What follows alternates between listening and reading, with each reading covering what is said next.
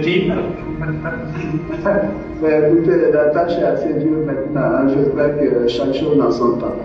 Il n'y a pas beaucoup de chefs d'État dans ce monde agité, déchiré, qui puissent s'offrir le luxe de s'absenter de leur capitale et retrouver leur fauteuil présidentiel.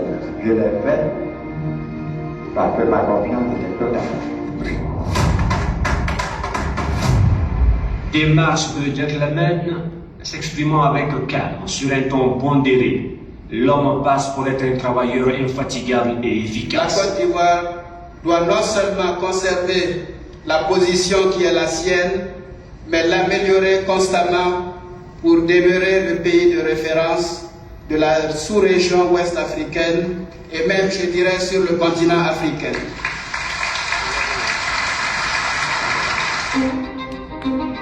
Le président Houphouët-Boigny représentait pour moi la sérénité, la stabilité.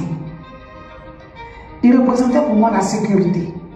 Le voir en difficulté, jeune que j'étais, était difficile à supporter. Et le président Ouattara, aux côtés du président Félix Houphouët-Boigny, pour moi, c'était l'assurance de la continuité, de la stabilité de notre pays. Alors ces méthodes, ce que nous, personnellement, nous avons observé, c'est qu'il était très rigoureux. Il était très rigoureux et par rapport à ces réformes. Et donc, nous avons dit, c'est quelqu'un qui peut apporter, en tout cas au niveau des réformes structurelles, beaucoup de choses à la Côte d'Ivoire. Quand il y avait des événements majeurs au niveau du pays, et lorsqu'il intervenait à la télévision, s'adressait à la population, mais on constatait véritablement un calme qui revenait au sein des populations. Il représentait pour nous un modèle de qualité, un modèle de rigueur. M. Ouattara, à l'époque Premier ministre, a mis de l'ordre dans les finances publiques de la Côte d'Ivoire. Nous venons d'apprendre ce matin l'information la plus cruelle de notre histoire nationale. Le père de la nation, notre chef d'État bien-aimé, n'est plus. Si on dit ici, on va voir ses couches. Nous avons vraiment dit l'homme à l'œuvre en tant que Premier ministre et au décès du président Félix Houphouët-Boigny. Pour nous, c'était la personne qui pouvait valablement remplacer le président Houphouët-Boigny. Alassane Ouattara retrouve le FMI où il est nommé directeur général adjoint. Une première pour un Africain. À l'époque, c'était pas rien d'avoir un Africain, un Ouest africain être l'adjoint du patron, voilà, de la plus grande et grosse institution financière mondiale. Alors qu'il continue de construire son réseau international à Abidjan, Alassane Ouattara se retrouve vite au cœur du chaudron politique ivoirien. Le fait d'avoir fait une constitution qui commençait à vouloir exclure telle personne parce qu'elle n'est pas au pays, telle personne parce qu'elle doit faire ceci, cela, commençait déjà à casser les gens. Le président Ouattara, à un moment donné dans ce pays, était l'incarnation de l'injustice. Et de par ma formation professionnelle, je me suis engagé à défendre l'aveugle et l'orphelin. Donc, intrinsèquement, une personne victime d'injustice, criarde. Ma révolte intérieure contre l'acharnement d'un peuple, contre un Ivoirien qui voulait seulement servir. L'acharnement d'un clan contre un Ivoirien qui d'ailleurs n'avait rien demandé, qui était gouverneur de la BCEAO et qui a été appelé par un autre homme, un grand. On me présentait comme étant un ennemi de la Côte d'Ivoire, qui, après avoir sauvé son patient, après avoir sauvé un malade d'une mort certaine en 90, s'acharne aujourd'hui sur lui pour chercher à le tuer. Et je ne comprends pas très bien cette logique. Un jour, j'ai pris la carte de la Côte d'Ivoire. Moi, on m'a déjà dit que Le président Alassane Ouattara est né à Djimboko. On m'a aussi dit que sa mère est née à Belema au Guinée et son père est né à Caen. Donc lorsque je discute avec ces gens-là, je leur demande, montrez-moi sur la carte de la Côte d'Ivoire, si Caen se trouve en dehors de la Côte d'Ivoire, ou Djimboko se trouve en dehors de la Côte d'Ivoire, ou Guinée se trouve en dehors de la Côte d'Ivoire. On me dit non. Il dit donc, il n'y a plus de débat. Je rencontre le président Ouattara et je dis que je m'engage à son parti. Je m'engage à son parti pour m'associer à la lutte qu'il mène contre la discrimination. Et surtout parce que, convaincu qu'une fois au pouvoir, il fera de la Côte d'Ivoire un grand pays.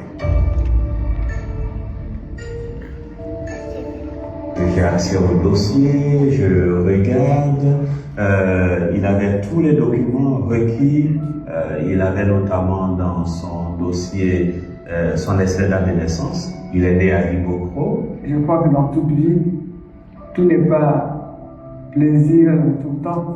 Et quand on veut imposer quelque chose qu'on croit juste, il faut faire ce qu'on peut faire. Dieu fera le reste. Comment vous pensez? Vous pouvez voir que Alassane n'est pas ivoirien, alors que Ibrahim est ivoirien, Rokia est ivoirienne, moi je suis ivoirienne. On avait nos certificats de nationalité et lui seul n'avait pas son certificat de nationalité. C'était en 1999, j'étais magistrat donc, à la section du tribunal de Djimboko, j'y officiais comme juge. Et donc je venais un soir d'une audience foraine quand mon assistant m'a dit, écoutez, il y a un lot de certificats de nationalité sur votre bureau, mais dans ce lot de certificats de nationalité, il y a un dossier particulier que j'aimerais attirer votre attention. C'est celui de l'ancien ministre Alassane Ouattara et d'un certain nombre de ses collaborateurs. J'étais curieux de savoir si effectivement M. Alassane Ouattara, directeur général adjoint du FMI, était véritablement ivoirien, puisque sa nationalité était contestée. J'ai accès au dossier, je regarde, il avait tous les documents requis, il remplissait entièrement les conditions du point de vue de la loi, et donc je n'ai pas hésité à lui délivrer l'acte administratif qu'il demandait, le certificat de nationalité. Un vrai juge qui n'est lié que par la loi, qui prend sur lui de délivrer le certificat de nationalité du président Ouattara parce que remplissant les conditions pour avoir le justificatif qui atteste qu'il est ivoirien, mais c'était un boulevard d'espérance pour nous qui croyons à la justice. Et c'est un élément de fortification de notre croyance à ce que notre pays pouvait être un état de droit avec des hommes de droit. Lorsqu'un magistrat délivre un tel papier, vous comprenez que là, il y a vraiment un déclic et que la communauté internationale se rend compte qu'effectivement, il y a quelque chose qui n'était pas normal. Et la dernière image de la magistrature qui véritablement relevait l'image de la Côte d'Ivoire. Le président Soro Kipalo est précurseur d'une jeunesse de responsabilité. Je crois que je n'ai pas forcément mesuré la portée de l'action. Et puis le lendemain de la publication de l'acte par le camp Alassane Ouattara, notamment dans les médias, j'ai vu que c'était un véritable contrôleur. J'ai été convoqué à Abidjan par le garde des Sceaux. C'était un vrai fauteuil blanc. La plupart des chefs de juridiction, procureurs généraux, premiers présidents de cour d'appel, sur toute l'étendue du territoire, se sont retrouvés ce jour-là au bureau du garde des Sceaux. Et j'étais au milieu de toutes ces personnalités du monde judiciaire, jeune magistrat en début de carrière. Et l'une des premières questions qu'on me pose, je pense qu'à l'époque, on voulait m'étendre une perche pour me tirer l'affaire. Monsieur Soro, vous savez, on a vu dans les dossiers qui ont été publiés par les hommes de Alassane Ouattara ce matin, un certificat de nationalité qui aurait été établi à Dibokro, mais on se rend compte que c'est pas vraiment votre signature. En fait, votre signature a été éditée. Parce que quand on compare les spécimens de signature que vous avez déposés à la chancellerie, à l'acte qui a été publié, on se rend compte que c'est pas votre signature. Donc en fait, les gens veulent vous créer des problèmes. C'est pas vous qui l'avez signé, n'est-ce pas? J'ai dit si, c'est moi, monsieur le garde des Sceaux, c'est moi qui ai signé. Il l'a fait sans connaître le président Ouattara. Il est arrivé effectivement de m'entretenir avec lui. Il a fait sans connaître. Il a fait par devoir de conscience. J'ai été accusé par le parti au pouvoir d'être celui qui veut mettre le feu au pays, d'être celui qui a décidé de vendre la Côte d'Ivoire aux étrangers. Et donc c'est grâce à cette Fédération internationale des droits de l'homme et avec le soutien d'amis, de parents, au niveau de la Côte d'Ivoire que j'ai pu sortir du pays au Paris où immédiatement j'ai déposé un dossier de demande d'asile. Nous devons admirer le petit juge qu'il était à son temps. I was here in Ghana when President Chirac of France sent a military plane for me to go to Paris to assist in getting the parties to talk. So I was in Mapusi. The talks went some way. There wasn't firm agreement. We came back to Africa, and then the conference in Accra began. First, second, third. And through those times, I got to know all the leaders. Wako, Didier, Ouattara, and others. Et nous étions donc à Accra. Les partisans du président Alassane étaient quelque part dans une salle. Ceux de Bédier, donc particulièrement moi, nous étions dans une autre salle. Le jeune frère du président Bédier s'est levé et a demandé à son aîné de prendre ses responsabilités pour qu'ils puissent se mettre ensemble. Parce que quand le président la République leur a dit, leur père à tous, quand tous les deux partaient, c'est à lui qu'il a confié le pays. Et vraiment, ça a été salué par tous les deux camps. Je me souviens encore, comme si cela datait d'hier, des premiers mots. Grand frère, tu es l'aîné des héritiers du président Houphouët-Boigny. Je suis venu me mettre à ta disposition.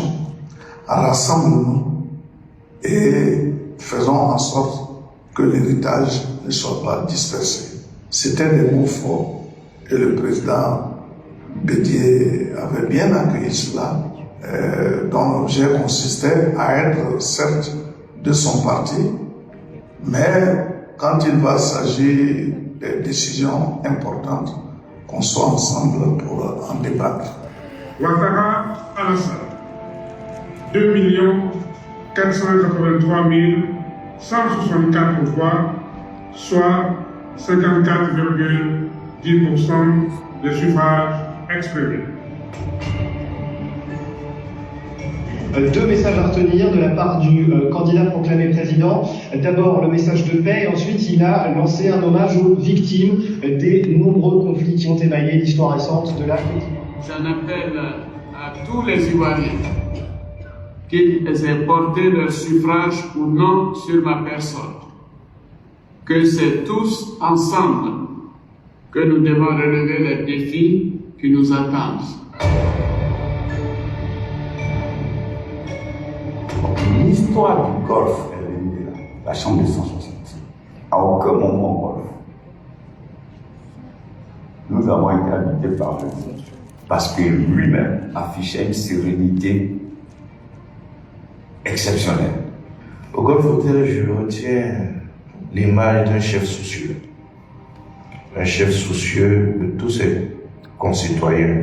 Il était soucieux de ceux qui étaient à l'extérieur, mais il était soucieux de ceux qui étaient à l'intérieur avec lui, à commencer donc par les personnalités comme le président Bédier, pour qui il avait pris une chambre juste en face de la sienne et dont il s'enquérait régulièrement des nouvelles. Je me rappelle un jour, je viens me chercher devant sa suite parce que pendant le golf, on avait mis la présidence de la République donc, au golf, dans le bureau directeur général de l'époque. Et le matin, comme on dit, tout le monde est déprimé.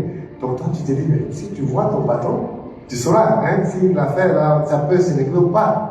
Et puis quand il me voit, je suis devant lui, il me tape sur l'épaule. Il dit, oui, tu verras, ça va aller. Moi, il y a une dame qui m'appelait pratiquement tous les soirs. Qui me dit, vraiment, Péré, les chats d'aujourd'hui là sont nombreux.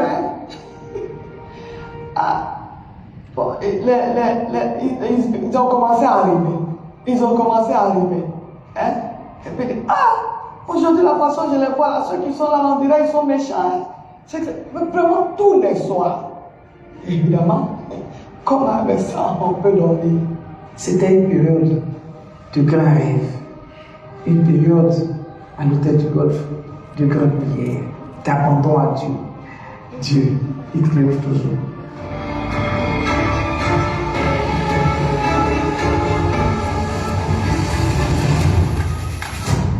Le 21 mai 2011, à Yamoussoukro, à la Fondation Félix Houphouët-Boigny. C'était Alessandro. On parle de lui comme de président, mais comment faire pour que la Côte d'Ivoire devienne semblable aux pays qui ont réussi. Alassane Ouattara lance une série de grands travaux pour redresser une économie en paix. Il redore ainsi l'image du pays du cacao auprès des investisseurs étrangers. La croissance repart, elle oscille entre 7 et 8%. C'est l'une des plus fortes au monde. Comme disent les Anglais, qui échoue dans sa planification planifie son échec. Le président, d'abord, son ADN, c'est de toujours planifier ce qu'il va faire. Avant même d'accéder au pouvoir dans son programme à l'opposition, tout ceci existait. Au-delà des infrastructures, la transformation physique de ce pays, il fallait être redressement moral. Il fallait revenir à des valeurs. Il a lancé le prix d'excellence pour célébrer les meilleurs moyens dans les meilleurs secteurs. Grâce à ça, aujourd'hui, on voit tous ces jeunes compétents dans tous les domaines sport, culture, etc., qui sont célébrés dans ce pays. Tous les villages aujourd'hui, à 99% sont électrifiés en Côte d'Ivoire. C'est une fierté pour nous. C'est du bon travail. On va travailler courant là. C'est pourquoi je vais montrer ça, ce qu'on faisait avant 50 ans là. On va jeter ça aujourd'hui. Aujourd'hui, une petite localité comme DBT a un hôpital général équipé.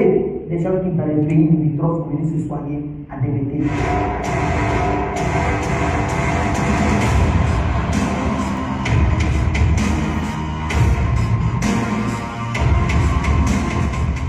Et quand nous sommes arrivés au pouvoir, tout ce que vous voyez sous nos yeux, personnellement, je ne suis pas surpris, même si l'ampleur me surprend au regard du temps.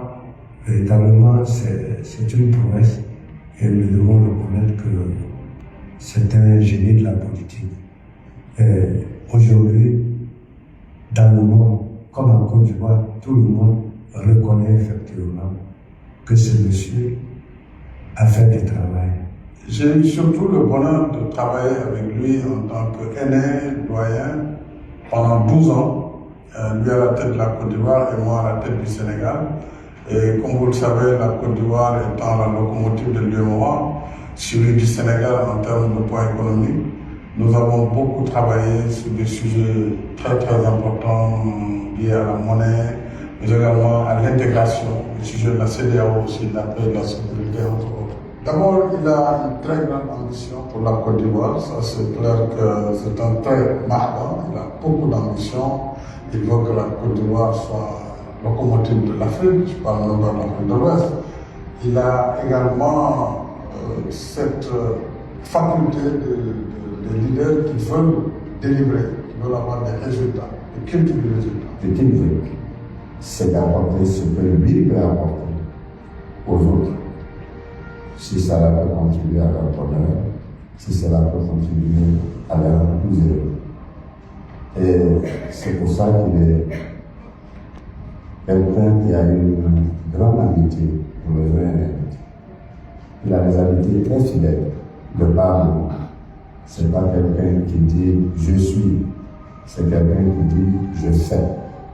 Et je le fais pour les autres, parce que je veux justement qu'il le soit. C'est un homme, il m'a marqué surtout, c'est un homme qui tient les paroles. Ça c'est très important. C'est un homme qui tient les paroles. Et c'est un homme qui est bâtisseur. Parce qu'aujourd'hui, si on voit les Côte d'Ivoire, les chantiers, et surtout un homme, bon, forte personnalité, surtout ça les caractérise dans nos sommets, les sommets Afrique-Europe, Union africaine et la CEDEAO et le UEMOA. Il a toujours imposé la puissance de Côte d'Ivoire. Moi, en tant qu'économiste, je vois les infrastructures qui sont derrière. J'ai eu la chance de connaître le pays. Je vois que la Côte d'Ivoire exprime une pente, donc l'accélération est positive. Donc, on ne peut que dire merci. C'est un modèle. Ça, il faudrait le retenir. Que tout jeune qui aspire au développement de ce pays-là doit chercher à produire. Parce que quand on aime son pays, c'est par le travail qu'on fait pour le pays. On a eu la Sotra qui est restée à Abidjan quasiment 60 ans, monsieur le président Alassane Ouattara. En 3 ans, les 3 dernières années, on a desservi 4 000 villes de l'intérieur, Yamoussoukro, Mbaké, Korogo et Santédro. À l'arrivée d'Alassane Ouattara à la tête de la Côte d'Ivoire, beaucoup de choses ont changé au niveau des commerçants. Vous savez que